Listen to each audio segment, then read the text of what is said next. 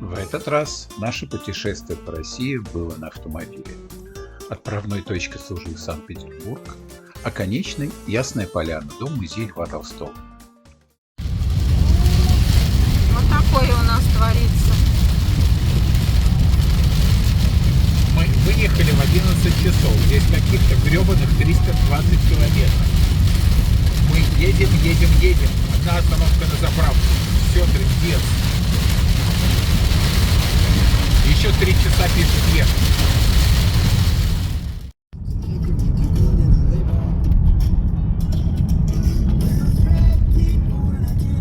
Это мы сокращаем. Это мы не по трассе едем, а по российской глубинке.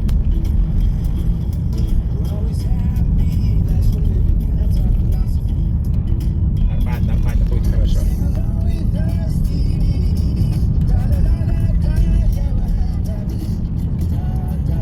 Обгон запрещен. Да? А чё?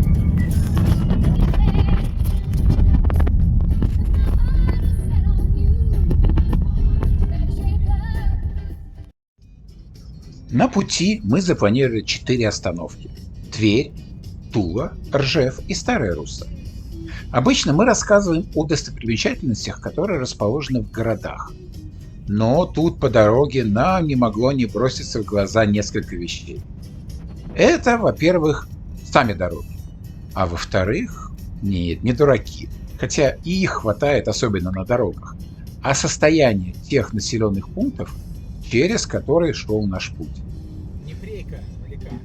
До этого мы ездили несколько раз на Черноморское побережье на машине, но пользовались крупными платными трассами. В этот раз наш путь прокладывал Яндекс, и он не подвел. Дождь, пробки, ремонтные работы, конечно. Ну и мы смотрели по сторонам, и сейчас вы увидите то, что видели мы, как состояние дорог, так и то, что вокруг этих дорог. Это дорога, которая нас ведет Яндекс. Нормальная дорога, не какие-то там объезды ужасные. Это вот проезд. И такой участок не первый. Причем вот такие разбитые вещи внутри в поселениях. Судя по всему, за них должен отвечать какой-нибудь сельский совет.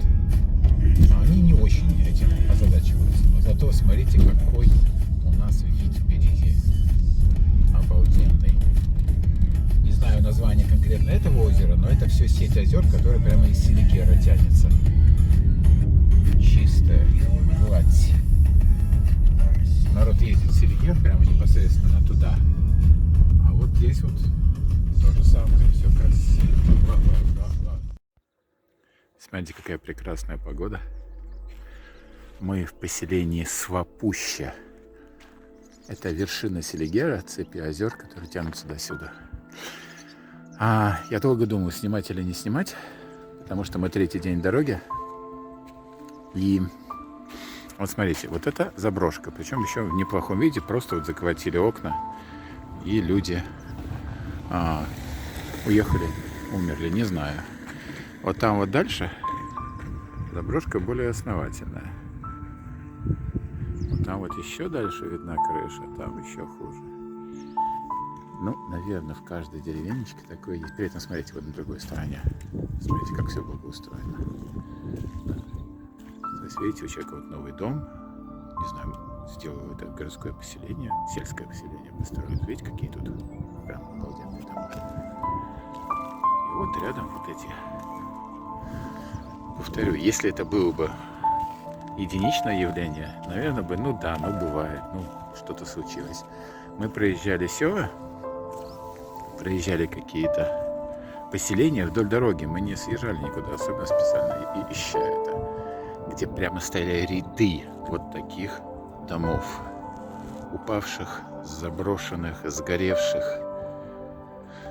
Не только домов, куча заправок, огромное количество каких-то бывших сельских магазинчиков, просто оставленных в некоторых случаях. То есть стоит корпус неплохой, крепенький, и ничего. Явление это последних лет, последних десятилетий, я не могу сказать. Я лишь констатирую такой факт. Опять-таки, чтобы не быть голословным, вот то баскетбольное поле. Вот достаточно добротный один домик. И смотрите, вот у меня за спиной такой дом. Закрытый. Вот там вдали еще один дом. Ну, пусть мне кто-нибудь скажет, что это не заброшка. Люди любят доказывать что-то такое. Хотя, смотрите, вот там вот непонятно, то ли соседи участочек вскапывали.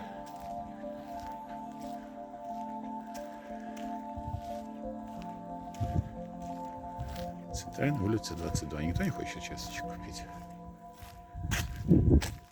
И с соседями. Там, похоже, какой-то домик снесли. Вот.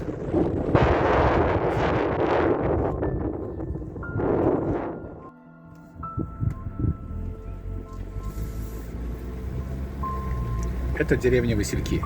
Деревня, поселок. Еще один поселок.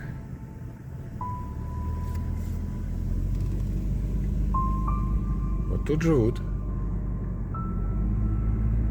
А вот тут не живут. И вот тут непонятно живут, не живут. Тут не живут. А тут они должны не жить. Вот тут домики. Телефончик есть. И тут не живут. Поселок закончился. Васильки. Очень грустно видеть то, что мы видели. Повторю еще раз, мы не искали, не выискивали ничего такого, чтобы потом покритиковать. Мы сначала даже не особенно обращали на это внимание. Но мы ехали 10, 20, 100 километров. И вот эти разрушенные дома, они прямо бросались в глаза. Ты смотришь вокруг, и ты понимаешь, что что-то здесь не так. А еще посмотрите, какие у нас пейзажи урбанистические недалеко оттуда. Это прям фильм ужасов можно снимать про будущее. Конечно же, не только развалины встречали нас на дороге. Было много удивительных, интересных вещей.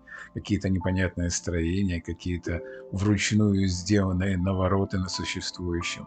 Это было интересно. Это было незабываемо.